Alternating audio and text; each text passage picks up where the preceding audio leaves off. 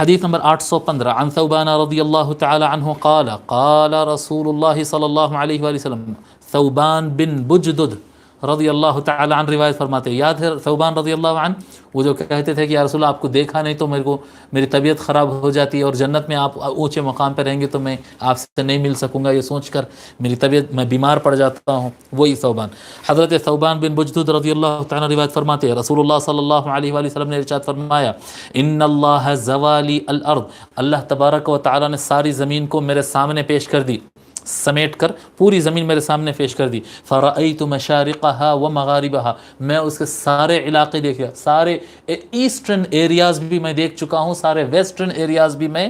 دیکھ چکا ہوں، وَإِنَّ أُمَّتِي سَيَبْلُغُ مُلْكُهَا مَا زُوِيَ لِي مِنْهَا، اور میری امت کی حکومت وہاں تک پہنچے گی جہاں تک میں دیکھ چکا ہوں، جتنا حصہ زمین کا مجھے بتایا گیا میری امت کی حکومت پہنچے گی، یعنی پوری زمین میں دیکھ چکا ہوں، اور وہ وقت آئے گا کہ میری امت پوری زمین پر حکومت کرے گی۔ وَأُعْطِيتُ الْكَنْزَيْنِ، اور مجھے دونوں خزانے دیے گئے ہیں، الاحمر والابیض، ریڈ ٹریجر بھی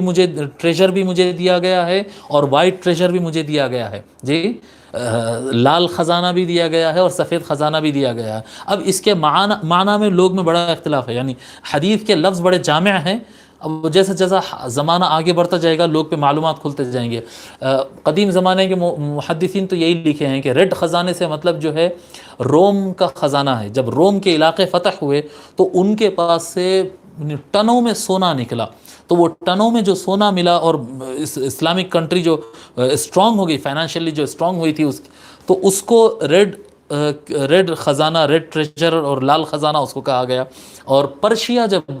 فتح ہوا، ایران جب فتح ہوا تو پرشین لوگ چاندی کا استعمال بہت زیادہ کرتے تھے،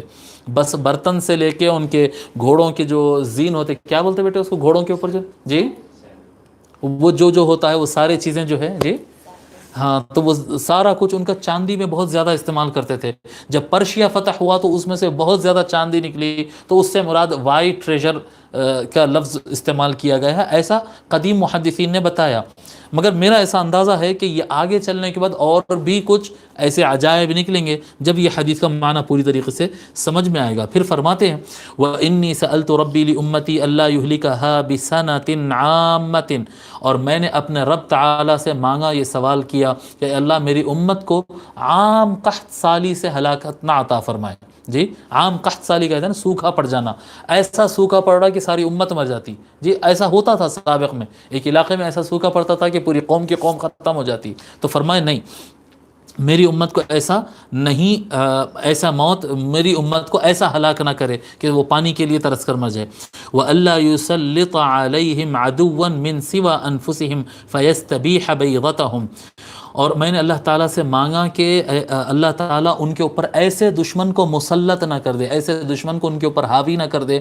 جو کیا کہتے ہیں ان کو مکمل طریقے سے ہلاک کر دے۔ ایسا کبھی کوئی دشمن مسلمانوں کے اوپر سے نہیں آ سکتا کہ ان کو مکمل طریقے سے ہلاک کر دے، سوائے وہ یہ کہ وہ آپس میں لڑ پڑیں۔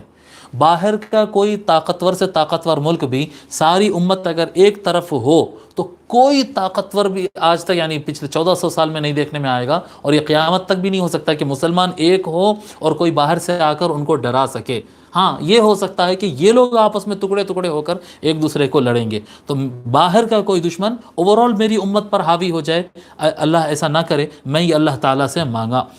وَإِنَّ رَبِّي قَالَ يَا مُحَمَّد، اور میرے پروردگار نے کہا، مجھ سے کہا، یا محمد، اے محمد صلی اللہ علیہ وآلہ وسلم، انی اذا قضیت فإنہ لا يرد،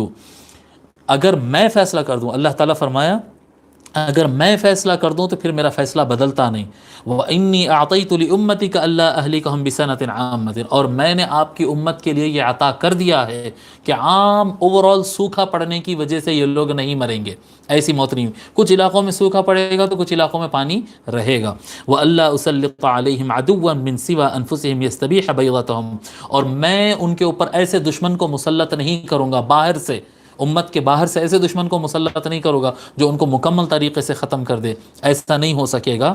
بل وہ آپس میں اگر لڑتے ہیں تو یہ ایک الگ بات ہے۔ وَلَوْ اجْتَمَعَ عَلَيْهِمْ مَنْ بِأَقْطَارِهَا، اگرچہ کہ پوری کی پوری دنیا متحد ہو جائے تب بھی امت محمدی علی صاحبها افضل الصلاۃ والتسلیم اگر متحد رہے تو یہ پوری کی پوری دنیا اگر متحد ہو کر بھی اس کو ہلاک نہیں کر سکتی ہے۔ او قال من بین اقطارها حتی یکون بعضهم یہلک بعضا ویسبی بعضهم بعضا، یہاں تک کہ یہی امت